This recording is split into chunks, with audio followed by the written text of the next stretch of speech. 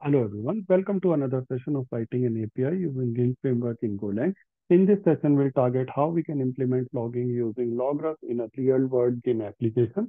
So this session assumes that you have prior understanding of Logrus, and if not, then you can click on the top right corner of the screen to go to the previous session of the playlist where I have explained the concept of Logrus. Now to explain you this concept, I have created a dummy API structure and implemented logging around it. Let's go to the structure please first. So if you can see in my screen here, I have multiple folders and I have created multiple packages. So let's start with the API. Now API has controller and model. So controllers are basically the handlers which will be executed based on the route.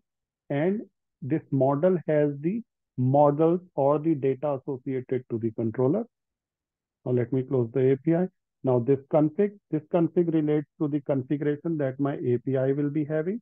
So we will look into each and every file as well, but just understand right now config has the configuration related to the application or the API. Now logger is a package that deals with the logging. Middleware, as we know, it's the request and response middleware. This deals with the request and response logging for this specific scenario or for this specific session. Now router has all the information of the router, where the router is initialized, then the binding is done, and then it is making the API up on certain port, then it is main.go. Now let's start from main.go and then we'll look into each and every file. Now this main.go says, okay, first of all, it says config.init. Let's go back to the config and look into the config.init, what exactly it is doing.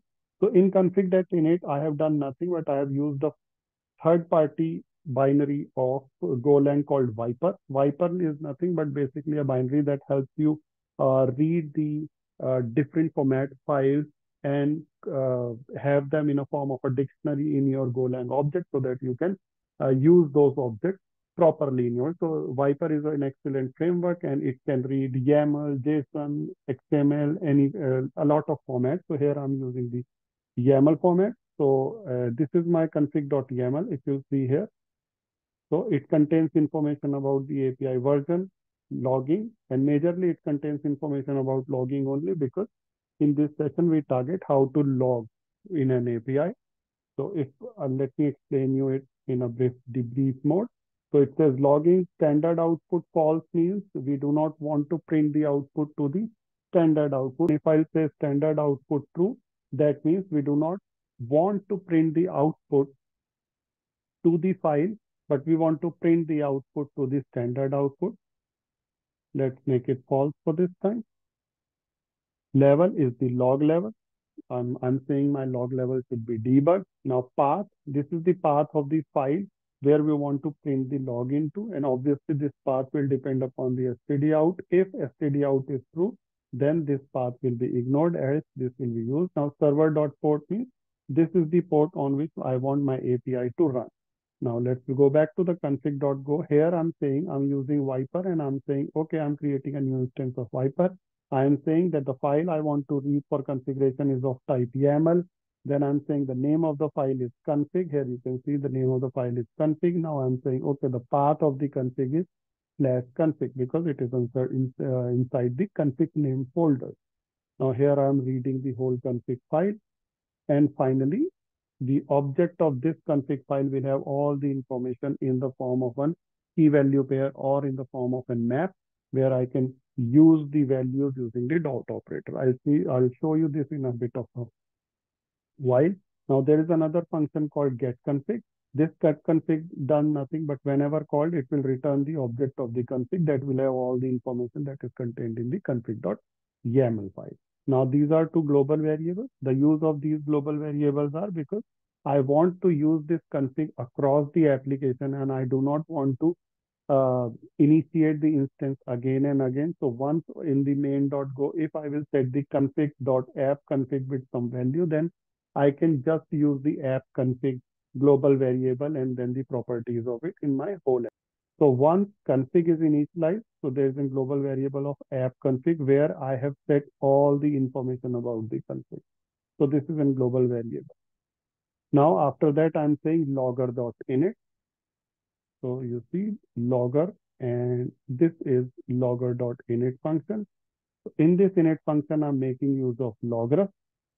So here what I'm saying, okay, in Logrus, the formatter that I want to use is of JSON type, and the timestamp format that I want to use to be logged is should be of this format, and then I'm setting the formatter to be of the JSON type. I'm saying logger.set report caller true. That means I want to print the function where logging has happened. Then I want to print the line, and also I want to print the name of the file where this logging has been done, or where the exception, error, or anything has been done. Now I'm reading the log level information from config. You see, this is the use of app config or the global variable. So here I have set the config.app config to be all the config value, because config get config is returning the instance of the config, and that instance contain all the information about this config.yaml. So in the variable config.app config, I have all the information about this config.yaml. So I'm directly using it. I am saying config.app config.string get string logging.log level. Now let me go back here. Now logging.log level means logging.log level. So it will give me the value of debug here. Now let's go back to the logger. So here log level will come as debug. Then I'm calling the function set log level. Set log level says, okay, if the case the log level comes to be debug, then set the level as debug level. I've explained the debug level and what are log levels in my previous session. Please go through that if you do not have any knowledge about it, or if you want to learn more about it. Now my log level as well is set it in the Logrus. Now in here, in this set, I'm saying if the app config says that I want to log to the standard output, or if this comes out to be true, then do nothing but set the logger to print the log to the standard output. If this is false, then read the information about the logging path of the file. It says logging.path. If we'll go to config, it says logging.path. That means applog.log. If there is no specific path, then it will generate the file within the folder structure itself. I will show you this as well in a bit of a while. And it says open file. If file do not exist, create it. And if exists, then append data to it. If error is nil, then set the output to the file.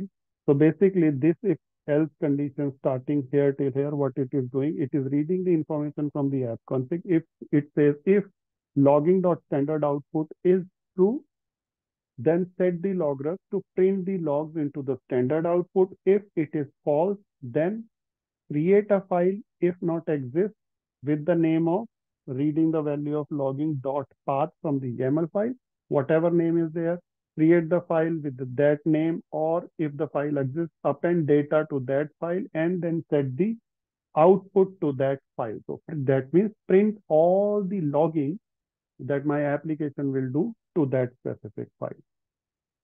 So here till now we have initiated logger, set the custom formatter for the logger. We have told our logger to set the log level, and we have told our logger to set the output. Now there are certain overrides I have written in my logger. So since it's an API, so every API will have request URI associated with it. So whenever I will log any information, whether it's an information, debug, warning, panic, fatal, or an error. So I need to have an information about the route, because route is the only thing that will help me determine what exactly is the uh, URL on which this information I'm reading in, for which I'm reading this information, or due on which this error has happened. So this is what the path is. So I'm printing the path. Now X request ID is the request ID that will come from the header, because normally we used to have the uniqueness of the request based on the request ID. So I'll print that information from the header. Then the version, because I may have multiple versions of API, so I need to understand that if this URL, I'm logging information about this URL, then what's the version of that API under which I'm trying to read it. And then finally, I'm printing that it is type of info, and I'll print the message for it. So I'm using the method of Logrus that is with fields. That means that you can print multiple fields along with the message, with the information key in a form of a key value pair and in a form of a JSON, because we have set the formatter as JSON here. In a similar way, I have printed log error as well. So similar way, since it's an API, so printing the URL. So since it's an API, so in all the methods or in almost all the method, I'm printing these three informations because it will uniquely identify the route and the API under which I'm reading the log, debugging the log, or seeing the error. So since it's an error, so I will have information about the error as well. Now it says there is an info called log petal. If under any case I want my API to exit the application or I want my API to stop the application, so I will call log.petal. All this information is same as above, but the only change here is the level is petal. So it will exit the application with an exit code of 1. Then it says debug. Since it's just a debug, there will be no error. So every bit of information, error will be null. Now, these are the functions that can be called. So everything in my application is not just related to API, but there are other functions as well, right? So everything will not initiate based on route only. Like there is an init, there is a config reader, a lot of things also happen, right? So those cases have to be handled without having information about the route because they do not deal with route as well, right? I can have multiple functionalities within my API that do not deal with route. So for those, I have created these functions. So panic, in case any panic happens within this application and I want my application to exit with a status code of 2 and with a level of panic, then this function will be called petal. If I want to exit my application with a level of 1 and with an exit code of 1 and a log level of petal, then I will call this. If for info, I'll call this. For warning, I'll call this. For debug this, and for just printing, I'll call this. So this is all about the package of the logging that I have created in logger.go. Now let's come back to the main.go. So this is one of the main important thing that I want to explain you because this session targets mainly the logging that we'll do in a real world application. So you see within the logger, I have implemented overridden. First, what I have done is I have implemented all the formatting or different operations that we'll do with the logger.go in these methods, in this method. And now in the below method, what I have done is I have written the overridden method of everything within the logger.go that I will be implementing. So basically I have amended the Logrus as per my need based on the methods provided by the Logrus and so that I can log everything in my system. Now the next thing is it says router.init. Now let's go to router, what exactly it is doing. So it is doing nothing, but it is creating an instance of a again. That's a new instance because we do not want to use the default recovery and logging, but we want to use the logging of ours only. So we have created gain.new. There's an instance of router where now I have created a group called API. Now I'm saying that group should use the middleware, that's log request info, and that group should respond on the route of get data, and the controller that should be called is get data. Now let's go to the middleware first. What exactly this middleware is containing? So basically, this middleware is called log request info, and this will do nothing, but it will log every bit of information from the request object, like request time, request method, URL, request photo, request and everything. So basically, this middleware will log everything related to the request. Now, whenever any request comes to my application, the control will come to this middleware first, and it will log every information about the request, and then it will proceed to my code logic. Now let's come to router back, and then this controller. Let's look into what controller, what information exactly this controller is having. Now this controller has nothing, but it is initiating a model, typecasting that model into a JSON object, using the logger to get the information that, okay, I am in get data method. and then it is finally returning the object in the form of a JSON with a status code of okay, that is 200. Now, I have given controller and model structure here because in a real world application, what we will have is we'll have a model that will pull data, will first pull data from the database, then typecast that model into some sort of a struct, and then in the controller, that struct will be typecasted into the JSON object, and then finally that JSON will be returned. So here, uh, like since it is just a dummy that I want to explain. So I am not connected to the database. So I have initialized this struct with certain data here, and then I try to replicate the real-time scenario for you here. Now this is all about the logging and everything that I have done. Now let me run the application quickly to show you how exactly this logging will work now. So if I will do like this and I'll say go run main.go, my application has started.